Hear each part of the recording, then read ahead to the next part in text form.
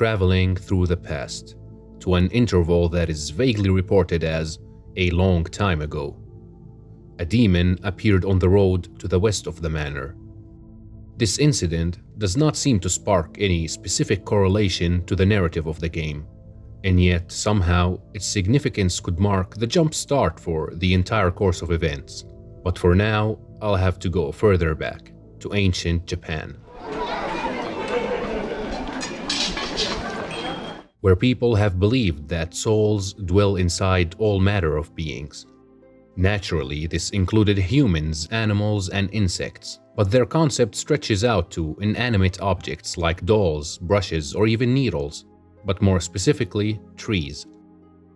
When the time comes for a person's decease, or in the case of a knife or a needle, it wears out, Kuyo is performed, which is a memorial service that intends to remember the departed by praying for their spirit to be nourished by our earthly efforts, so they attain enlightenment.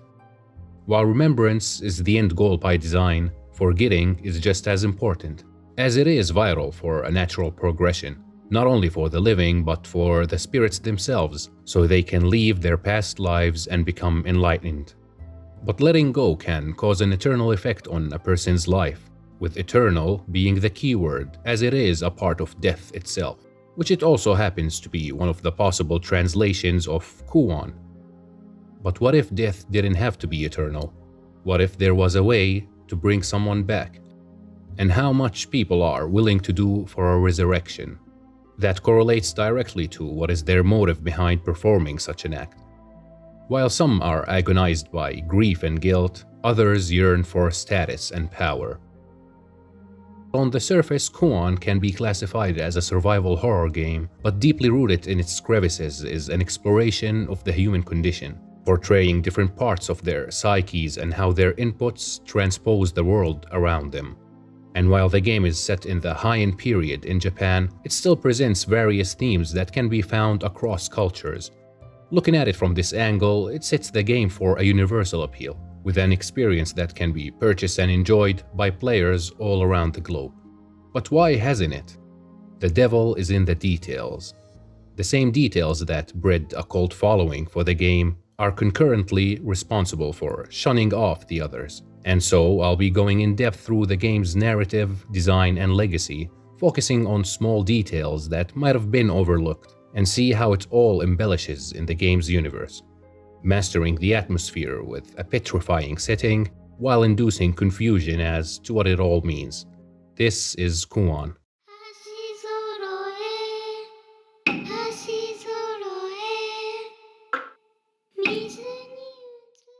The story takes place in Lord Fujiwara's manor, where two ancient mulberry trees stand its ground. Their origin is uncertain, although some suspect that their seeds were brought from a foreign land by the ancestors of the Hara clan. The trees were thought to be so divine that a shrine temple was built to worship them. Howbeit upon inspection, there don't seem to be anything particularly divine about them. Well, aside from the fact that the mulberries themselves are the tree's eggs that give birth to silkworms. These silkworms are worshipped as well and thought to be magical, but looking after their life cycle, where after hatching, they keep growing through different phases until they weave a cocoon that they emerge out of as moths. Yet after a few days, these moths lay eggs and die instantly. So what is their purpose? And while everyone at the shrine are blindly showing their reverence to these silkworms, there is one man whose private researches led him to believe that the mulberry trees harbor a powerful spell, and that they are living creatures who live far longer than a human, with superior intelligence and wills of their own. This man is Doman. Doman was once a high-ranking exorcist, but due to an unknown circumstance, he was banished from the emperor's court, and now works as a civilian. His intensive research led him to figure out that the silkworms are able to bring back the dead through a ritual known as Kuon. And in his own words he states, "When I've mastered this magic formula, you will yourself before me." But in order for this rite to complete a full resurrection, the dead must sleep with a form of life in a wicker chest. This act must be done 9 times, each time merging with a being that is bigger and more powerful than the last, starting off with a silkworm and maybe upgrading to a rat the second time, then a crow, and so on, symbolizing a food chain of some sorts. Now, it's not surprising that after a few cycles, a human sacrifice will eventually be required to complete the 9 phases, which is why Doman has initiated his experiments at the underground tunnels of the shrine, where the priest at the shrine above states that he has been hearing strange sounds emanating from the ground underneath his feet. But aside from this occasion, Doman has been able to keep everything on the low, literally. Well, until he wasn't, as one of his 2 daughters, Koreha, falls to her death in a strange incident. Koreha's death was the cause of her falling off a rope ladder that her sister Utsuki was supposed to grip tightly, but after failing to do so due to being startled by a strange-looking little twins, Utsuki lets go of the rope, causing her sister Koreha to fall to her demise. Now this is where things get interesting. The twins are actually a physical manifestations of the 2 mulberry trees, and Koreha's death was no coincidence. The twins offer a weeping and guilt-ridden Utsuki the chance to revive her sister, in which she accepts instantly without hesitation. But the means to do so, obviously, being the Kuon ritual. But why the twins chose Koreha, and what is the purpose of killing her if their sole intent was to revive her? What could they possibly gain from all of this? Well, the thing is, Doman's previous Kuon attempts failed miserably, and his experiments wasn't going anywhere, where his choice in the test subjects hasn't given him a suitable candidate for achieving the perfect 9 stages of the transformation, as most of them were weak, old, and simple-minded individuals, causing a halt in their ritual progression, where they would fumble after a few phases of transformation, with some even failing to merge at the first cycle. This is what led to the formation of these horrible transfigurations wandering around as an illustration of the Kuon shortcomings, which is why the twins have particularly chose Koreha. As a shrine maiden and the daughter of a renowned high-ranking exorcist, along with possessing traits of incredible will and wits, it's no wonder that Koreha makes the perfect guinea pig for the twins. This, of course, answers the twins' choice of their test subject, but leaves their motives behind the resurrection unanswered, especially considering that Koreha's death was in some way the twins' undoing. This will make sense later on, I promise, but for now, proceeding to go through the Kuon ritual with Koreha had broke out the secrecy and the containment of the experiments, from the underground labs of Doman to the general public, with an irreversible spread of the so-called disease throughout the estate. Doman is aiding by gathering suitable and powerful human sacrifices for his daughter to merge with, as her life depends on it. With the spread of the disease deteriorating the general public at the estate, the manor's lord Fujiwara calls upon Doman to use his expertise as a high-ranking exorcist to resolve that quote-unquote curse, unbeknownst to the lord of Doman's involvement in the situation. And so, Doman summons his own team of disciples to the manor, a team of trainee exorcists who are decently competent to investigate the manor's happenings. This is where the game starts. The game presents a choice between 2 phases to go through, Yin and Yang. The Yin phase puts you in the shoes of the shrine maiden Utsuki, sister of Koreha and the daughter of Doman, while the Yang phase sees you playing as Sakuya, a disciple of Doman who works as a member of his previously mentioned team. And while both stories take place concurrently in the vast majority of events, the first half of the Yin phase, featuring Utsuki, establishes a lot of contradictions and convolutes the timeline of the story and its progression. That's because it is a part of a dream. While the player is left to his own devices in picking up the pieces and coming to his conclusions, there is no doubt that the first half of Utsuki's campaign is 100% some sort of a dream. And even though this dream conveys a variety of themes and symbolic occurrences, I won't be going in its details just yet. As for the moment, Sakuya's journey takes a much clearer path through the game's progression. Starting off with our late arrival at Fujiwara's Manor to investigate the curse that was bestowed upon its residents. Traversing the manor grounds has to be one of the most haunting experiences in video game history. going through what's known as sleeping hall architectures, which consist of lavish halls and annexes fronted by large courtyard gardens and overlooking grand ponds, and where the fragile, thin walls of these residences are made of cardboard paper and sheets, intensifying the feeling of being exposed. These aesthetics are very well integrated in every part of the game, from environmental assets like screen paintings to inventory items like handwritten scrolls, all rendered on the PlayStation 2, where there is something spine-chilling in the art direction of that era. It's hard to describe, but even with other horror titles of that time, there is that feeling of something menacing in the atmosphere. I think a part of it was hardware limitations working in the favor of the developers, where their inability to render an abundance of what is supposed to be terrifying assets and creatures had forced them into a simpler design that evoked fear of the unknown. It's an art form of injecting these environments with unease. If you can't render it, don't show it, but make the player feel its presence. And the best part is the game does show it, in small glimpses that reassure the player of its existence. I just wish there was more of this design philosophy in modern games, as it is a somewhat dying art form at this point, especially in the AAA space. Anyways, the game starts introducing its unorthodox mechanics.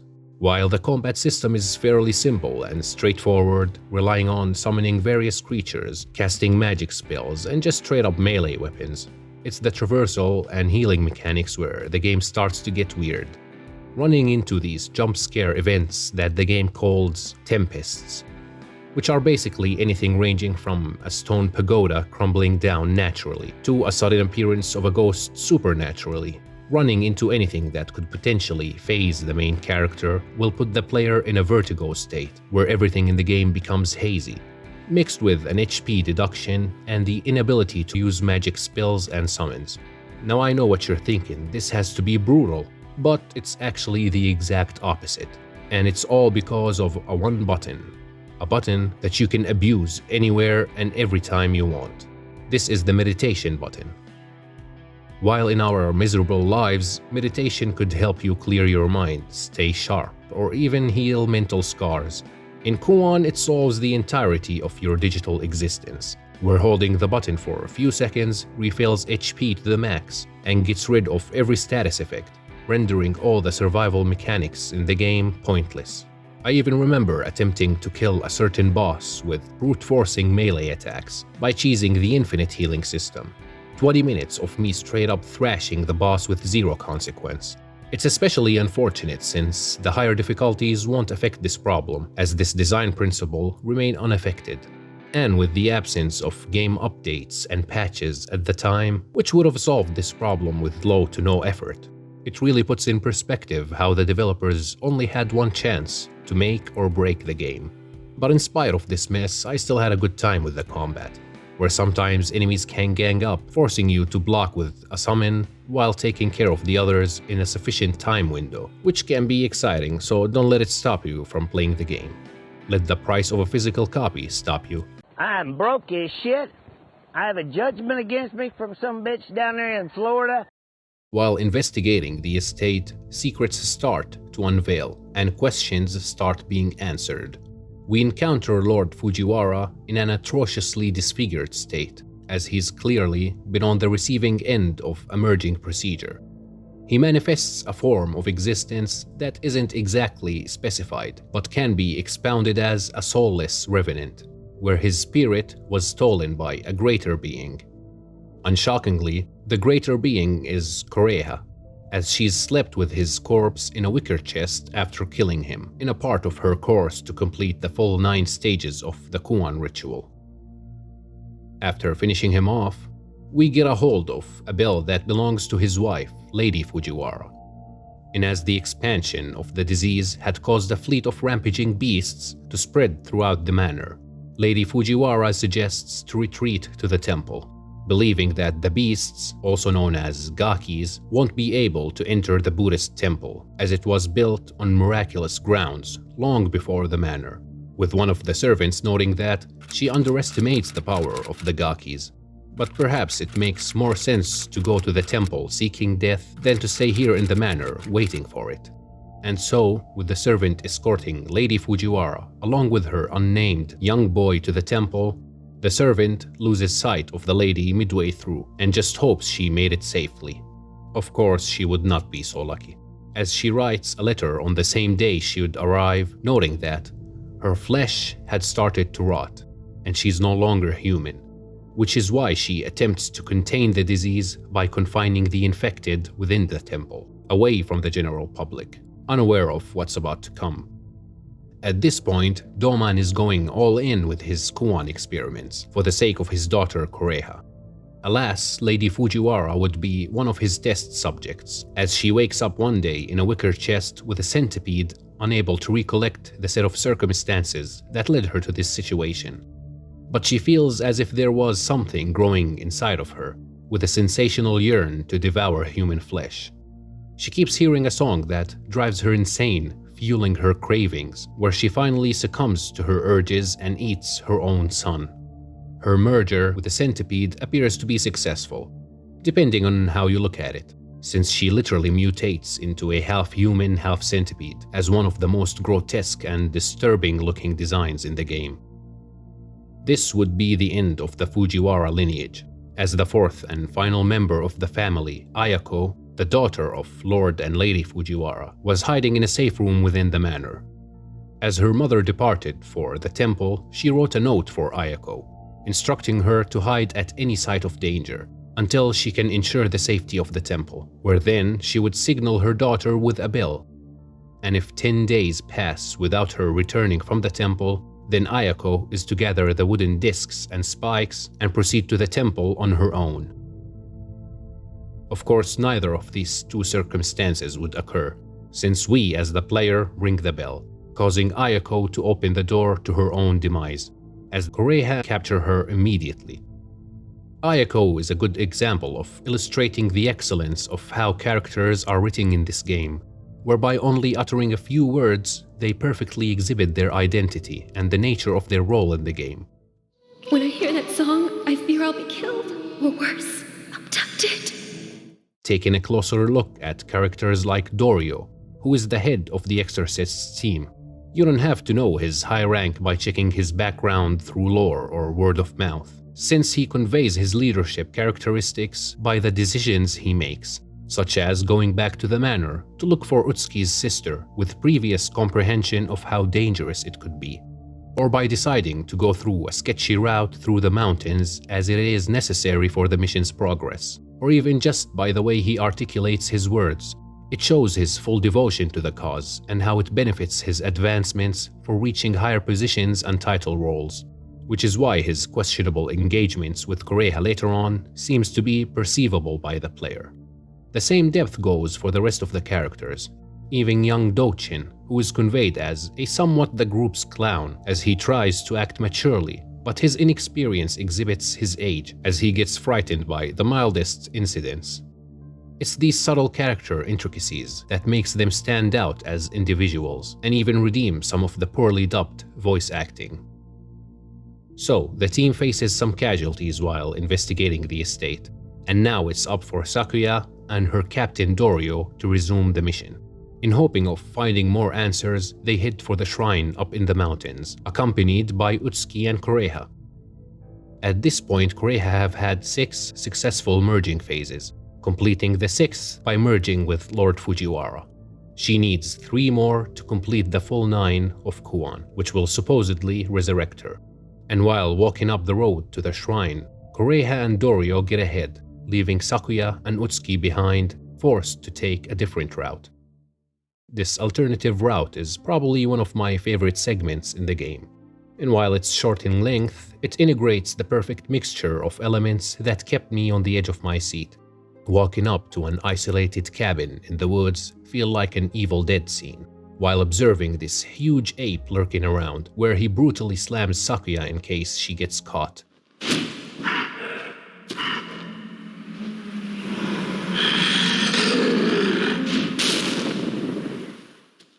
And even though fighting him as a boss, he seems to lack variety in his moveset, just like all the bosses in this game. But he still has to be one of the coolest ones, just by concept and aesthetic alone.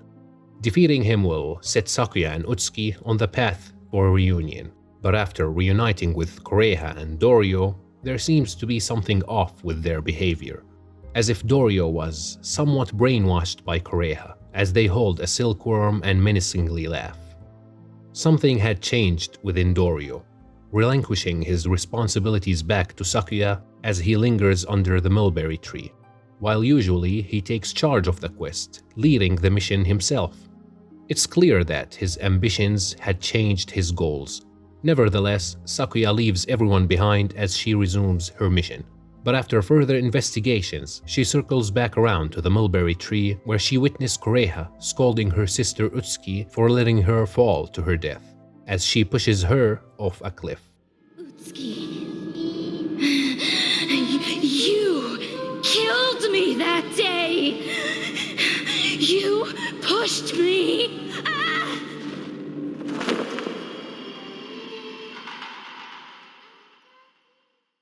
With Doryo's dead corpse lying on the side, these would make Kureha's 7th and 8th sacrifices for her Kuon ritual. Sakuya moves up to the shrine, where she finds Dokai, the last member of her team, in an undead revenant state, revealing that he solved the Kuon mystery, and he needs to merge with Sakuya as it would greatly enhance the spell. Now, it's no secret that the true purpose of the Kuon ritual isn't necessarily reviving the dead, as that negates the twins of any motive to enforce it. Dokai's secret findings here seems to prove that everyone's got it wrong, and we are yet to understand what will actually manifest of completing the full 9 stages of Kuon.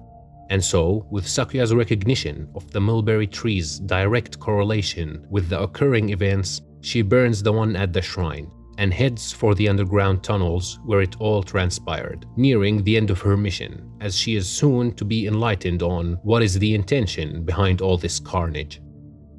The underground tunnels showcase the gruesome results of Doman's experiments, with all types of failed fusions in different phases and states. The malevolence of these acts runs deep inside its walls. There is nothing divine in these dark tunnels, only depravity and despair. This is where we find Doman's final note, as he finally learns the true purpose of the Kuon ritual, and it reads, "Actually, entering a cocoon 9 times does not revive the dead. What happens is, the dead are reborn as their children, as mulberries. This spell has always been intended for silkworms, not for humans." Kuon was never intended to revive the dead, more specifically, Kureha. It's a hoax that was concocted by the twins to deceive Doman into believing he's reviving his child, while the true result would be rebirthing a demon. A child of the mulberry tree that is unbound to its physical presence.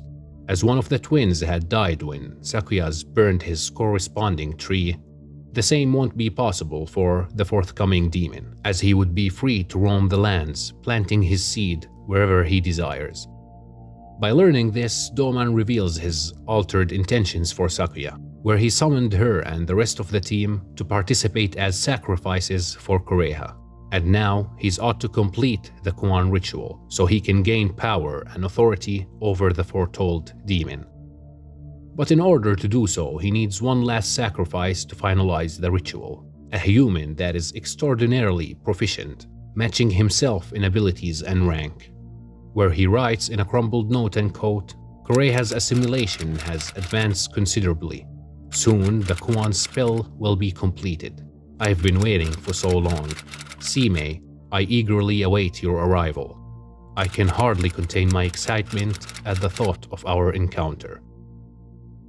Doman mentions someone called Seimei eagerly waiting their encounter, alluding to them being his candidate for the 9th spot of his ritual, foreshadowing their arrival by building mystery and anticipation around this so-called Seimei. Nevertheless, as Sakuya tries to navigate her way through the tunnels, she gets trapped by the surviving twin in a space with Kureha. And trust me, I've spent 30 minutes trying to take out Kureha by safe scumming with no results, as the intended action is to run away, which makes sense as the game's plot would end abruptly if Kureha just died now. But the inquisitive 12-year-old in me was hoping for a secret ending.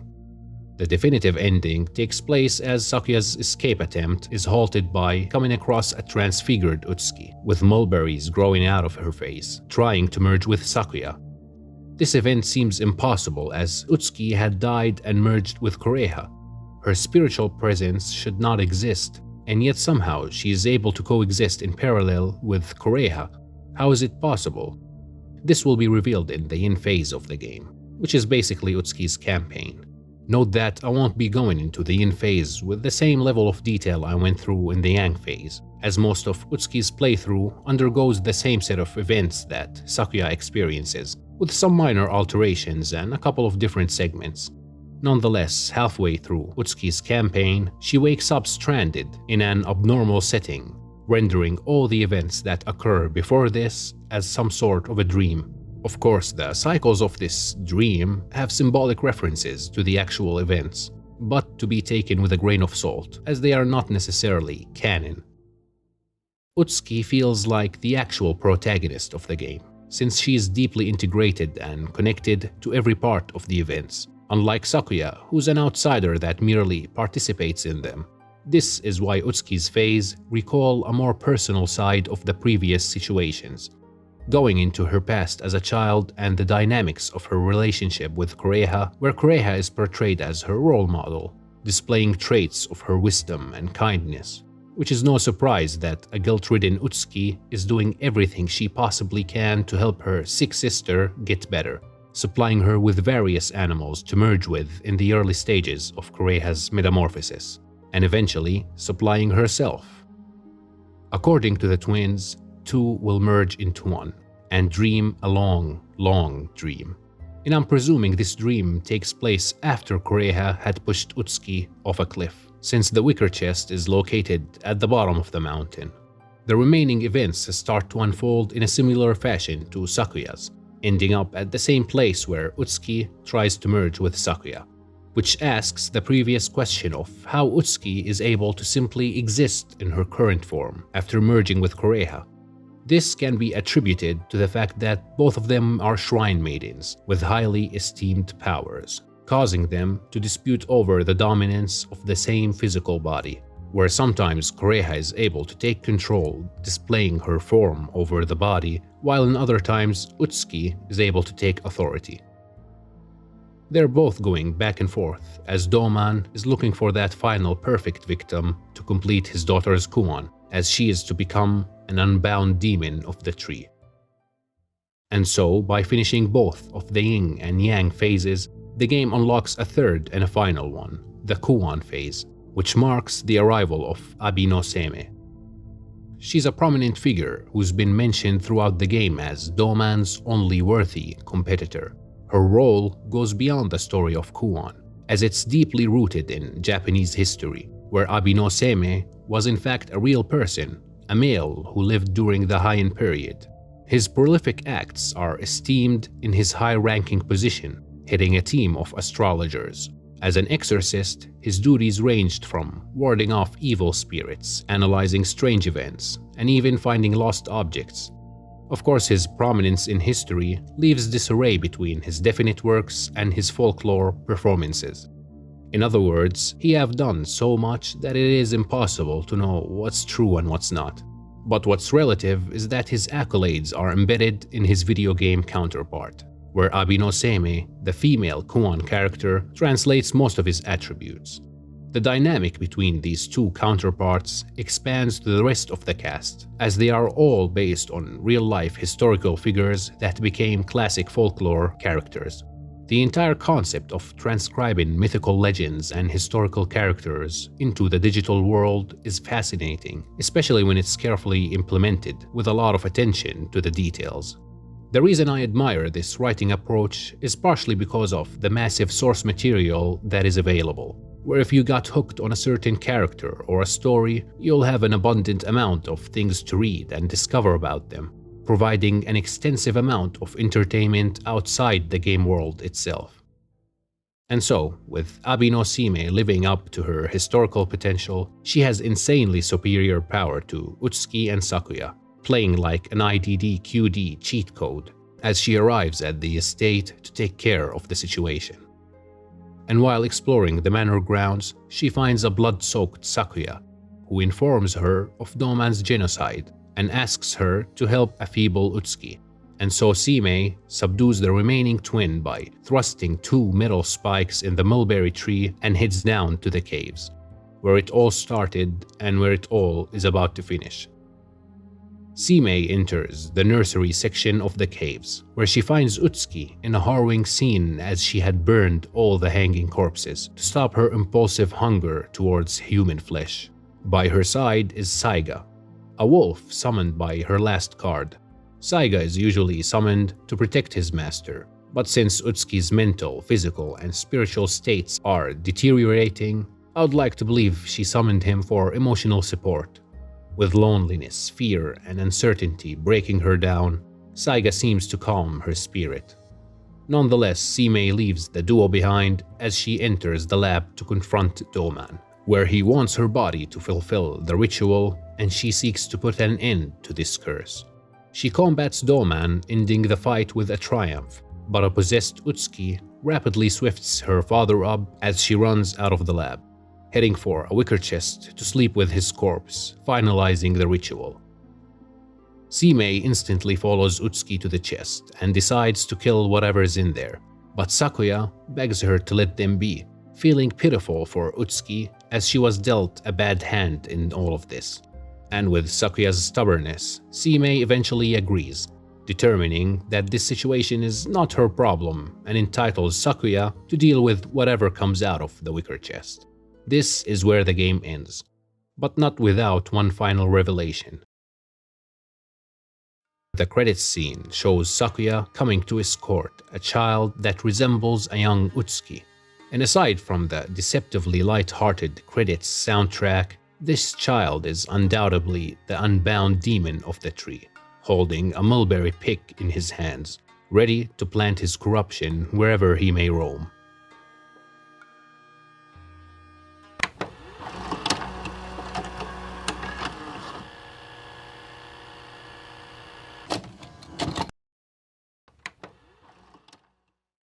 Traveling through the past, to an interval that is vaguely reported as a long time ago. A demon appeared on the road to the west of the manor. The elder priest of the shrine had blocked out the road with a sacred rope to keep the demon out. But is it possible for a mere human to seal out a demon? These inquiries were written by a pondering inspector. Whereas his skepticism around this act grew larger, he decided to go there himself and see the ropes. And surely enough, we get to eyewitness the ropes in Sakuya's campaign. You see, the only problem with these ropes is that they are tied at both sides of the gate, and since passing through them is prohibited, the ropes confine the shrine residents into a jail of some sorts, denying any access to the outside or from the outside. At some point, even Utsuki mentions that it's been so long since she and her sister have seen the outside world, except for this forsaken path connecting the manor to the shrine.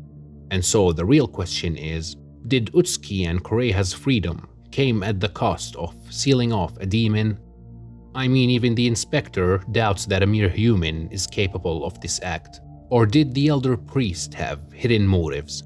Maybe the quote-unquote sacred ropes are a hoax, and their design is fully intended for the sister's confinement. But what does he gain from performing this facade? After all, Kureha, who is specifically chosen for the Kuon ritual, is not even his daughter. Except she probably is. Kureha was able to successfully cycle through the ritual stages, unlike everyone else.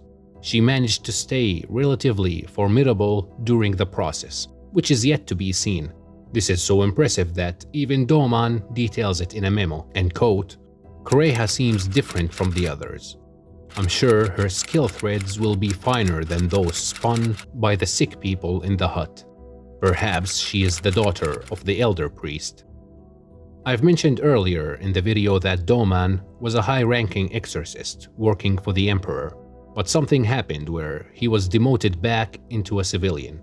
This quote-unquote demotion would be the elder priest's first step, and as he gets Doman out of the way, He proceeds to imprison Kureha and her sister by tying up sacred ropes that denies all access, where the only authorized route they have is a one-way road between the shrine and the manor, creating the perfect biosphere to summon the twins for Kuon, as this enclosed setting would ensure Kureha's settlement in the estate and provide the suitable sacrifices for her metamorphosis.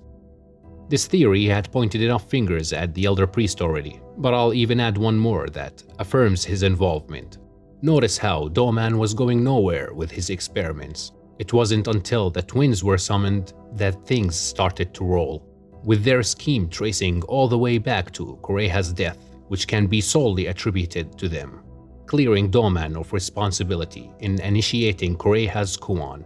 That credit goes to the Mulberry twins, who were summoned by the person that worships their tree counterparts and resides in a shrine built specifically for them.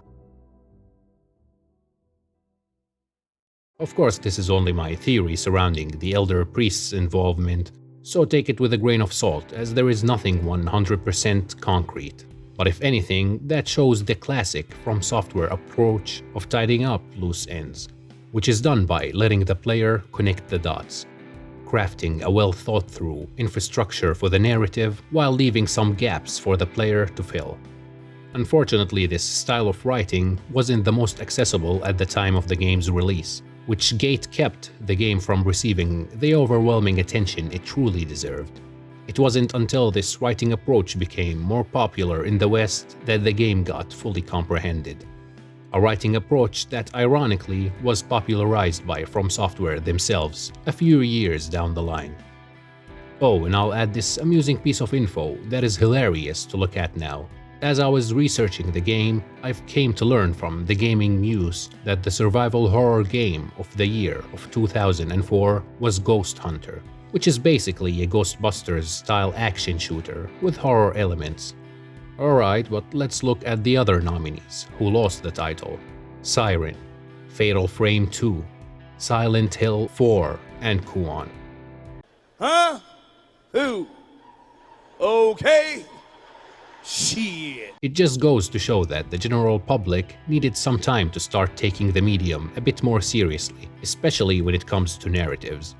And although Kuon's developers had a sequel in mind, the low number of sales rendered the game as a flop, eliminating the chance of a second entry. It's particularly unfortunate when considering the fact that Kuon is a PlayStation 2 title with no other ways to play it, well, at least natively. And I highly doubt FromSoft will ever go back and do something with the IP, especially with how busy and calculated their catalog became nowadays. But nonetheless, the game offers a unique survival horror experience and narrative that stands the test of time. Sure, it's far from perfect, and if I was to go full critic mode and do a quote-unquote professional review, there is a lot of problems to be mentioned, ranging from mechanics to pacing. But the game's innovation in atmosphere, level design, lore, and even minor design cosmetics like color palette managed to overlay its weaknesses, where the devil is actually in the details. You just have to sit in a wicker chest, scouting his arrival.